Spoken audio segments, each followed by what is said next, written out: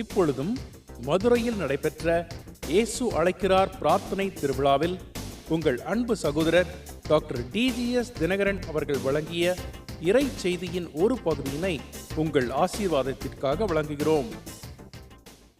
இன்று நம்முடைய தியானத்திற்கென்று அருள்நாதர் எனக்கு தந்த வசனம் உன்னத பாட்டு 2:1.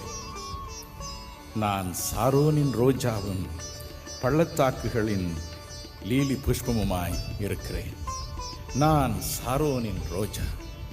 உன்னத பாட்டு 2:1 அப்படி சொல்கிறது. என் அன்புக்குரியவர்களே, இயேசு தம்மை பற்றி பேசும் பொழுது சொல்கிறார், நான் சாரோனின் ரோஜா. நான் சாரோனின் ரோஜா. வெறும் ரோஜா அல்ல, சாரோனின் ரோஜா. ஆம், இயேசு கிறிஸ்து புற அழகு மிகுந்தவர். புற அழகு மட்டுமல்ல, அவருடைய ஆன்மீக வாழ்விலும் ஒரு அழகு இருந்தது. உள்ளான இதயத்திலும் ஒரு அழகு இருந்தது. தன்னை பற்றி அவர் என்ன சொன்னார்? மத்தேயு 11:29 பாருங்கள். நான் சாந்தமும் மனத்தாழ்மையும் உள்ளவராய் இருக்கிறேன், என்னிடத்தில் கற்றுக்கொள்ளுங்கள். வெளியில் கம்பீரம், வசீகர தோற்றம், கணீர் என்ற குரல், அற்புதங்களை செய்யும் சக்தி. மற்றொரு பக்கம் உள்ளத்தின் ஆழத்தில் சாந்தம், மனத்தாழ்மை. பிலிப்பியர் 2:6-8 வரை உள்ள வசனங்கள் இயேசுவின் தாழ்மையை பற்றி பேசுகிறது. கேட்போமா? அவர் தேவனுடைய ரூபமாயிருந்தும் தேவனுக்கு சமமாயிருப்பதை கொள்ளையாடின பொருளாக எண்ணாமல் தம்மைத்தாமே வெறுமையாக்கி அடிமையின் ரூபம் எடுத்து மனுஷர் சாயலானார். அவர் மனுஷ ரூபமாய் காணப்பட்டு மரண பரியந்தம், அதாவது சிலுவையின் மரண பரியந்தமும் கீழ்ப்படிந்தவராகி தம்மை தாமே தாழ்த்தினார். தேவனுடைய தோற்றம், தேவனுக்கு சரி சமமானவர், அதரிசனமான தேவனுடைய தற்சுரூபம், அவருடைய மகிமையின் பிரகாசம் என்று கொலோசியர் 1:15-16, எபிரேயர் 1:3 அவரை குறித்து விவரிக்கிறது. ஆனால் அவள் எல்லாவற்றையும் விட்டு மண்ணுக்கு இறங்கினார், ஒரு தச்சனுடைய குமாரனாய். அதோடு அல்ல, சிலுவை மட்டும் தன்னை தாழ்த்தினார். என்றென்றைக்கும் நான் ஜீவிக்கிறவர் என்று உபாகம் 32:40 சொன்ன அவர் அந்தோ மரணத்தை ருசி பார்த்தார். ஒவ்வொருவருக்காக மரணத்தை ருசி பார்த்தார் என்று எபிரேயர் 2:9 சொல்கிறது. தாழ்மை. மற்றொரு பக்கம் பாருங்கள், சாந்தம். சிலுவைக்கு செல்லும் முன்பதாக அவரை வாதித்த பொழுது அவர் எப்படி இருந்தார்? ஏசாயா 53:7 வாசிக்க கேட்போமா? அவர் நெருக்கப்பட்டும் ஒடுக்கப்பட்டும் இருந்தார், ஆனாலும் தம்முடைய வாயை அவர் திறக்கவில்லை. அடிக்கப்படும்படி கொண்டு போகப்படுகிற ஒரு ஆட்டுக்குட்டியை போலவும், தன்னை மயிர் கத்தரிக்கிறவனுக்கு முன்பாக சத்தமிடாதிருக்கிற ஆட்டை போலவும் அவர் தம்முடைய வாயை திறவாதிருந்தார். இப்படித்தான் அவர் இருந்தார். மிகுந்த சாந்தம். அவருடைய சாந்தம், அவருடைய தாழ்மை எல்லா அடிகளையும் பொறுக்கும்படி அவரை தூண்டியது. ரோஜாவின் மறு குணம் வாசனை. இயேசுவின் வாழ்க்கையில் இருந்த வாசனை அவருடைய பெயரில் இருந்ததாம். உன்னத பாட்டு 1:3 அதை சொல்லுகிறது. வாசிக்க கேட்போமா? உமது பரிமள தைலங்கள் இன்பமான வாசனை உள்ளவைகள், உமது நாமம் ஊற்றுண்ட பரிமள தைலமாயிருக்கிறது. உமது நாமம் ஊற்றுண்ட பரிமள தைலம், அது இன்பமான வாசனையை தருகிறது. இயேசு என்ற பெயர் பரிமள தைலம், இன்பமான வாசனை உடையது. வேதம் சொல்லுகிறது பிரசங்கி 7:1, பரிமள தைலத்தை பார்க்கிலும் நற்கீர்த்தியும் ஒருவனுடைய ஜனன நாளை பார்க்கிலும் மரண நாளும் நல்லது. நற்கீர்த்தியே நலம், நற்கீர்த்தியே நலம். சங்கீதம் 112:6 பாருங்கள். நீதிமான் நித்திய கீர்த்தி உள்ளவன். என் அருள்நாதர் இயேசு லூக்கா 4:14 படி, என் அன்புக்குரியவர்களே, உலகம் முழுவதிலும் கீர்த்தி பெற்றவராய் விளங்கினார். சகல தேசங்களிலும் இருந்து கீர்த்தி அவருக்கு புறப்பட்டு வந்தது. நற்கீர்த்தி, அது நித்திய கீர்த்தி. இன்றைக்கும் அந்த கீர்த்தி அவருக்கு இருக்கிறது. பாருங்கள், ஏன் அவருக்கு அந்த கீர்த்தி? அந்த நாமத்தில் என்ன அப்படி இருக்கிறது? இன்றும் நாம் 2000 வருடங்களுக்கு பிறகும் அந்த பெயரை ஏன் போற்றி புகழுகிறோம்? முதலாவது 1 யோவான் 2:12 படி அவருடைய நாமத்தினால் நம்முடைய பாவங்கள் மன்னிக்கப்பட்டு இருக்கின்றன. அவருடைய நாமத்திற்காக நம்முடைய பாவங்கள் இன்று மன்னிக்கப்பட்டு இருக்கின்றன. நான் சிறுவனாய் இருக்கும் பொழுது கஷ்டப்பட்டு சைக்கிள் ஓட்ட கற்றுக்கொண்டேன். சிறுவர்களுக்கு தெரியும், சைக்கிள் ஓட்ட கற்றுக்கொண்டால் எப்பொழுதும் எந்த சைக்கிளை பார்த்தாலும் அதை பிடித்து ஓட்ட வேண்டும் போல இருக்கும். ஒரு நாள் என் மாமா என் வீட்டிற்கு வந்தார். அவர் என் பெற்றோரோடு பேசிக்கொண்டு இருக்கும் பொழுது அரைகுறையாக சைக்கிள் படித்திருந்த நான் அந்த சைக்கிளை தூக்கி கொண்டு வெளியே ஓடிவிட்டேன். வழியில் என் நண்பன் ஒருவன் வந்தான். அவனை ஏறுடா பின்னாலே என்று சொன்னேன். அந்த நாட்களிலே 2 பேராக சைக்கிளில் போகவே கூடாது. இப்போ 10 பேர்னாலும் போகலாம். அப்போ 2 பேர். ஒரு போலீஸ்காரங்களை பிடித்து கொண்டார். இறங்குங்கடா கீழே என்று சொன்னார். நடங்கடா ஸ்டேஷனுக்கு என்று சொன்னார். 2 பேரும் என்னடா செய்யறதுன்னு தெரியாம அழுதுகிட்டே போனோம். பாதி வழியில் சொன்னேன், சார் இந்த சைக்கிள் என்னது இல்லை சார் என்று சொன்னேன். யாருதுரா அப்படின்னு கேட்டார். அதில் பேர் எழுதியிருக்கு பாருங்க. அவர் பார்த்தார். செல்லையா. செல்லையாவா? டே அவர் ஏட்டு இல்லடா, அவரு ஒரு ஹெட் கான்ஸ்டபிள் தானே. ஆமா அவர் தான். உனக்கு எப்படி தான் அவர் சைக்கிள் எங்க திருடிக்கிட்டு வந்த நீ என்று கேட்டார். அவர் எங்க மாமா சார் அப்படின்னு. இதை முதலே சொல்லி தொலைக்கிறதானடா படுபாவி பயலே. ஓடிப்போ சைக்கிள் ஏறி. செல்லையா பேருக்காக உன்னை மன்னிக்கிறேன், ஓடிப்போ என்று சொன்னேன். கொஞ்சம் தூரம் சைக்கிளை தள்ளி ஏறிக்கிட்டு வந்தேன். அப்படியே என் ஃப்ரெண்டை விடாமல் அவனையும் ஏற்றிக்கிட்டு வந்து சேர்ந்தேன். என் மாமா பேருனால என் குற்றம் அன்று மன்னிக்கப்பட்டது. ஹல்லேலூயா. இயேசு கிறிஸ்துவின் பெயரினால் நம்முடைய பாவங்கள் மன்னிக்கப்பட்டு இருக்கின்றன. ஆகவே அந்த பெயர் இன்றும் நம்முடைய உள்ளத்திலே கீர்த்தி பெற்று விளங்குகிறது. பாருங்கள், என் அப்பன் இயேசு இன்னொரு காரியத்தை சொல்லி போனார். மார்க் 16:17 என்ன சொல்லி போனார்? என் நாமத்தினாலே பிசாசுகளை நீங்கள் துரத்துவீர்கள். என் பெயரை சொல்லுங்கப்பா, அது நடுங்கும் என்று சொன்னார். எத்தனை உண்மை, எத்தனை உண்மை. மகாராஷ்டிராவில் உள்ள பூனா நகருக்கு சென்றிருந்தோம். ஏராளமான மக்கள், 2 லட்சம் மக்கள் வந்திருந்தார்கள். நான் முதல் நாள் என் மகன் பேசுவதற்கு முன்பதாக அவனை அறிமுகம் செய்து வைத்துவிட்டு ஜபத்திற்காக ஒரு ஹிந்தி பாடலை பாடினேன். அந்த ஊரில் உள்ளவர்கள் மராட்டிய மொழிதான் பேசுவார்கள். நான் ஹிந்தியில் இயேசு அழைக்கிறார் பாடலை பாடினேன். பாடட்டுமா? எத்தனை பேருக்கு அந்த பாட்டு கேட்க ஆசை உண்டு? கை தூக்குங்க பாப்பா. ஹிந்தியில் பாடுறேன் பாருங்க. ईशु बुलाता तुम्हें, ईशु बुलाता तुम्हें, बड़ी चाहत से तुमको बाहों में लेने, ईशु बुलाता तुम्हें, ईशु बुलाता तुम्हें, ईशु बुलाता तुम्हें, यीशु बुलाता तुम्हें, बड़ी चाहत से तुमको बाहों में लेने, यीशु बुलाता तुम्हें, यीशु बुलाता तुम्हें,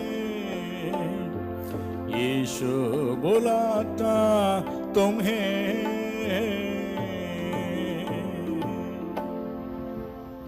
இவ்வளவுதான் பாடணும் பாருங்கள். கூட ஒரு கவியை நான் பாட ஆரம்பிக்கும் முன்னால அந்த கூட்டத்தில் யார் யாருக்கு பிசாசு பிடித்திருந்ததோ அத்தனை பேரும் எந்திரிச்சிட்டாங்க. ஒரே ஆட்டம்.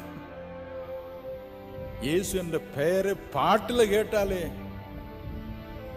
அதுவும் இந்தி மொழியில பாடினதை மராட்டிய மொழியில கேட்டாலே ஆடுகிற பிசாசை கண்டு நாம் பயப்பட வேண்டுமா? இல்லை இல்லை.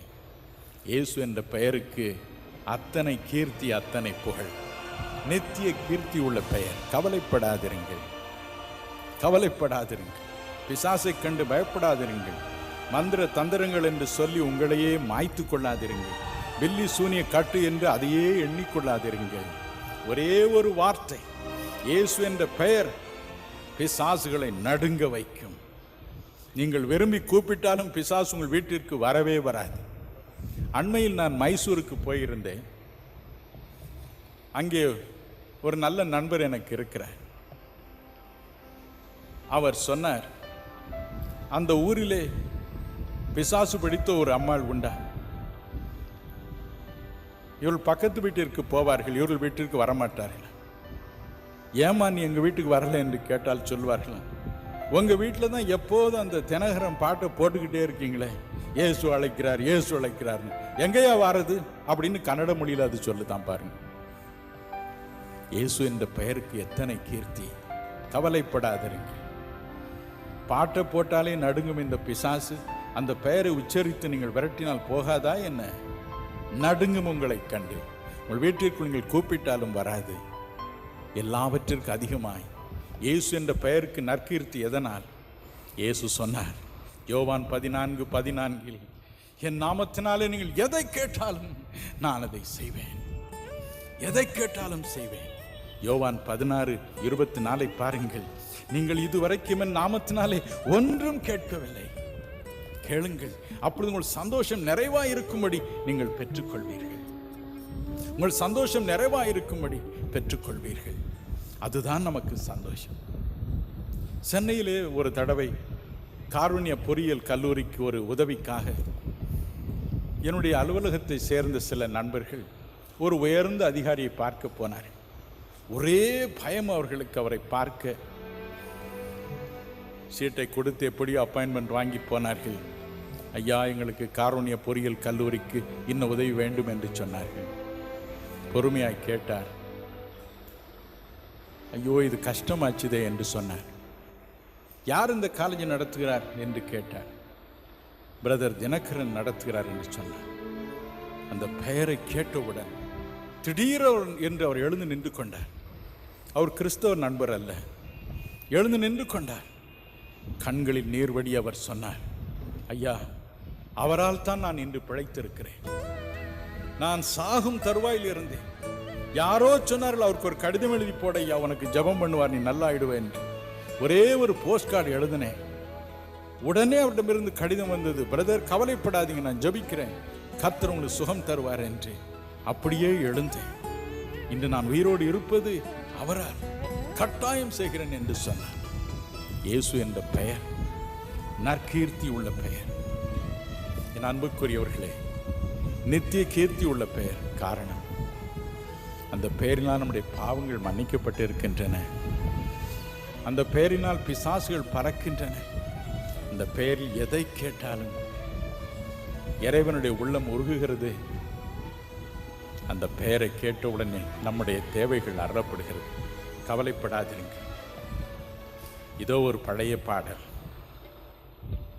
இயேசுவின் அன்புதான் நித்தியமாம், நித்தியமாம், நித்தியமாம்.